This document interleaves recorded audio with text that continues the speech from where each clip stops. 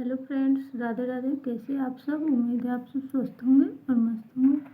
तो चलिए मिलते हैं एक नई कहानी के साथ जिसका नाम है घमंडी हिरन। समुद्र के किनारे एक कछुआ रहता था। वह बहुत ही सीधा साधा और भोला भाला था। वहीं समुद्र से कुछ दूरी पर एक घना जंगल था। उस जंगल में एक हिरन रहता था जो अक्सर समुद्र के किनारे पानी पीने आता था। एक दिन उसने वहाँ कछुआ को बैठे देखा। उसका मजाक उड़ाते हुए वह हिरन बोला, क्यों मोटे राम, इतने भारी भरकम होकर भी दौड़ में हमसे पीछे रह जाते हो। वैसे हो बड़े नसीब वाले जो पेड़ पड़े पड़े खाते रहते हो। मुझे देखो, मैं अंधेरे ही खाने की तलाश में निकल जाता हूँ। दिन भर जंगल जंगल छानने के बाद कहीं जाकर पेट भर खाना नसीब होता है। एक तुम हो कि बस रेंगते रहते हो। क्या तुम्हें अपना जीवन बेकार नहीं लगता?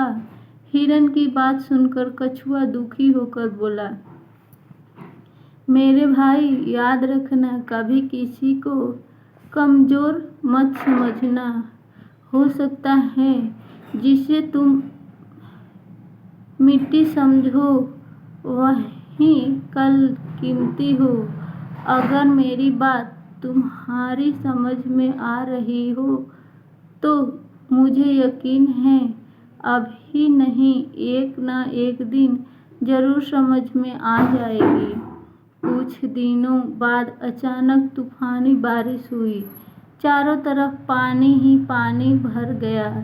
जंगल के सब जानवर डर के मारे अपनी अपनी जगहों में छिप गए और कछुआ, उसकी खुशी का तो कोई ठिकाना ही नहीं था।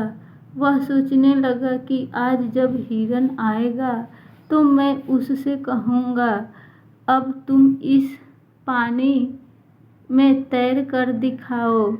वह आगे कुछ सोच पाता कि अचानक उसे हिरन के रोने की आवाज़ सुनाई दी।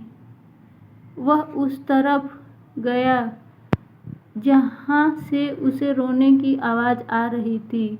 वहाँ उसने देखा हिरन एक झाड़ी में बुरी तरह उलझा हुआ था। कछुए को हिरन पर बहुत रहम आया। उसने हिरन से कहा, रो मत भाई, तुम मेरी पीठ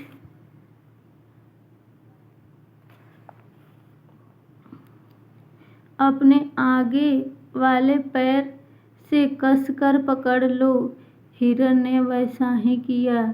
कुछ ही देर में कछुए ने पूरी ताकत के साथ उस पानी को खुद को आगे बढ़ाना शुरू किया। इस तरह वह हिरन को झाड़ी से बाहर निकाल लाया।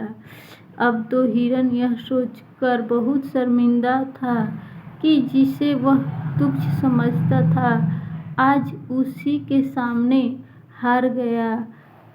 अब अगर कछुआ उसकी मदद न करता तो वह बच नहीं सकता था।